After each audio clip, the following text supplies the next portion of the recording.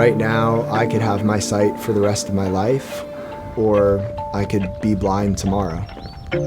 I don't know what'll happen each and every day when I open my eyes, and that is scary.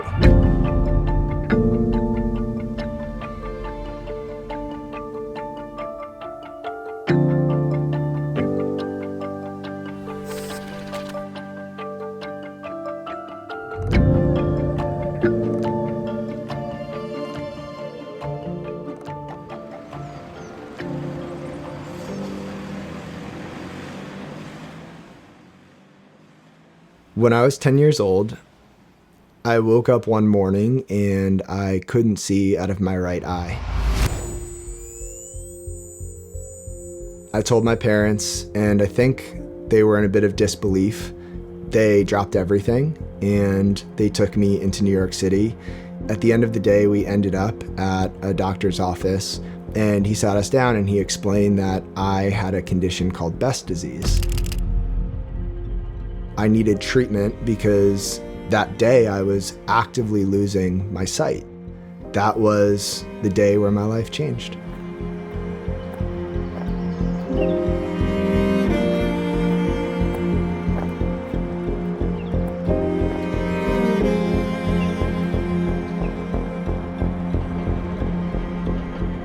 Best disease is a genetic condition that causes progressive loss of central sight. It is rare and unpredictable. After the initial diagnosis and treatment, I went back to school, and all I wanted to do was fit in. You know, I would sit in the back of the class even though I couldn't see the chalkboard. I would, not ask for extra time on tests because I wanted to be like everyone else. But on the inside, I felt so different, and this thing that was making me different, nobody else could see. I just felt so alone. And yeah, I think that feeling of being alone lasted for a long time throughout my childhood. After a few years, I get to high school, and all of a sudden things are feeling more normal. I hadn't had an episode in a while at that point. I found the sport of football, and I felt like I was fitting in again with the people around me. I get through college, and it's the summer before I move to Philadelphia and start my doctorate program for physical therapy.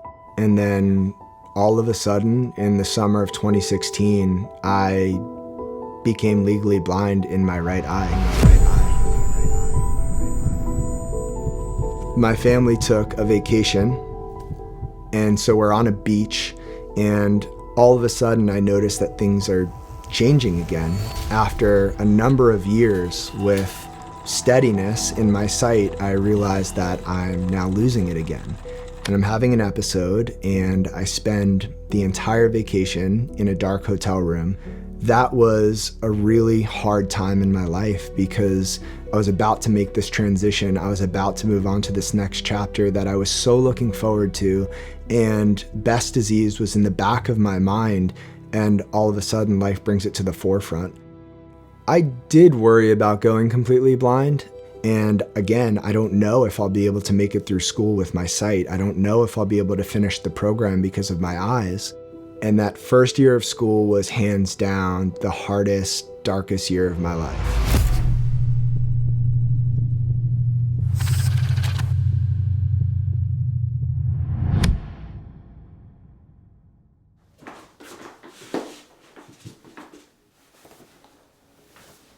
There's still this small whisper in the back of my mind that I could wake up any day and not be able to see, and that is scary. If I don't show up in my life with love, then fear wins. If I let fear win, then I think life loses a lot of its meaning. And at that point, I don't know if life feels very worth it. Yeah.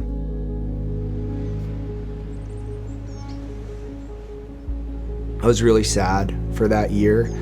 I guess I didn't know who I was, and Up until this point in my life, faith had been a big part. It had felt in a lot of ways like, how could there be a God who loves me so much if he could let me feel like this? And so I stopped pursuing faith in that season. And instead of chasing a God, I started chasing a girl. And this hard, dark season turned around in a moment when I recognized that I wanted to spend my life with her. On the road, I've been away for far too long, but now I'm on my way back home. I hear the west winds calling. She didn't know, she had no way to know that she was going to be that person or that thing that changed my entire life. She was just being her, and she was just loving me well. She means the world to me. I was looking to belong when I'd already found my home.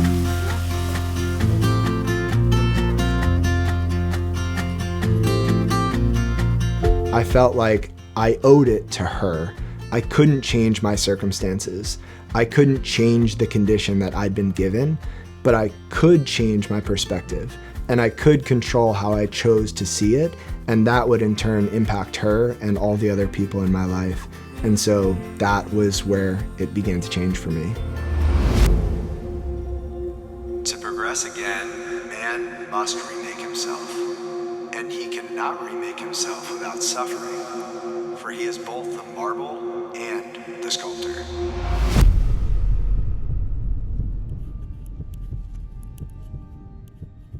I realized that I don't have to wake up afraid. I get to wake up grateful, right? Every morning I open my eyes, I get to see the world. It might not be a perfect image, but I get to see the world. And so I had the space to process things the way I need to process them. And when all of this was happening and our relationship was new, for me, that was a lot of writing. It was a lot of reading. It was a lot of journaling. It was a lot of sitting with myself in thought. It was a lot of prayer. And then fitness played an enormous role in all of this. The anger, the frustration, the sadness, to just channel that all into something so physical and so tangible really helped me process all of that.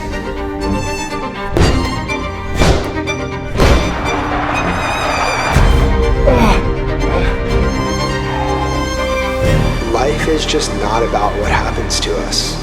Life is about how we respond.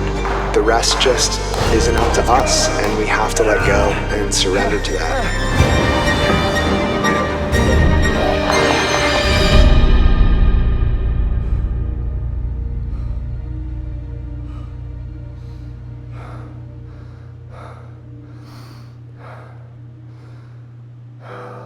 I never thought this is the path that my life would take. I always wanted to just fit in. I never thought I would go as far as creating a life that's off the beaten path. And here I am sharing all of those things with the world in an effort to make it a better place. Part of what helped me get to the point of making a change was the fact that I had spent a few years now reshaping my mindset and changing my perspective. And through that work, I came to understand that ready is a decision and not a feeling, which led me in 2021 to create Project Endur. Just find your rhythm of work to maintain.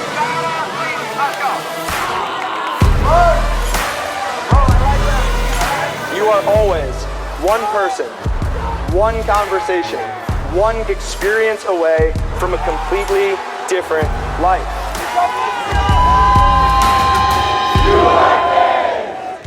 The mission of Project Endur is to help people find strength within their struggle. Through my life experiences, I've seen the power of reframing perspective, and that's part of why I want to help other people do the same. I have the ability to cultivate a feeling and a culture and a community, and I want that to grow so that anybody who comes into it feels supported and loved.